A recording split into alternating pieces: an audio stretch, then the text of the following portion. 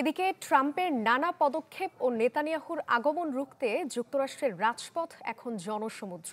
নেতানিয়াহুর বিরুদ্ধে স্লোগানে প্ল্যাকার্ডে তারা জানাচ্ছেন অসন্তোষ। তবে এতে বিন্দুমাত্র বিচলিত নয় মার্কিন প্রশাসন। প্রতিবাদ, আইসিসির গ্রেপ্তারি পরোয়ানা ও গাজায় অর্ধলক্ষ মরদেহ উপেক্ষা করেই ইসরায়েলি প্রধানমন্ত্রীকে দেয়া হলো লাল গালিচা অভ্যর্থনা।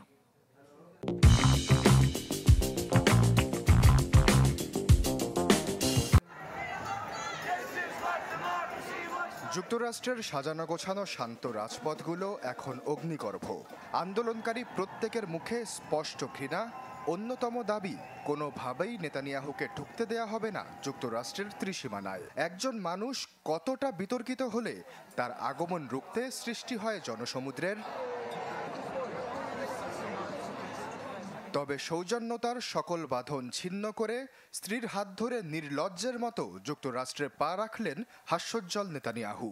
সাদর অভ্যর্থনা পেলেন ওয়াশিংটনে। বাইরে উত্তাল প্রতিবাদ, আইসিসির গ্রেপ্তারি পরোয়ানা, গাজায় অর্ধ লক্ষ মরদেহ বাধা হয়ে দাঁড়ালো না কিছুই। নেতানিয়াহু, পুতিন, ট্রাম্প আর কতগুলো মরদেহ পড়লে আপনারা শান্ত হবেন?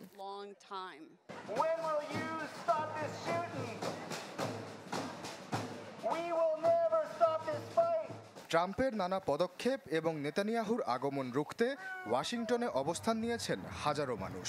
শুধু কি রাজধানী শহর, যুক্তরাষ্ট্রের কোথায় বাকি বিক্ষোভের?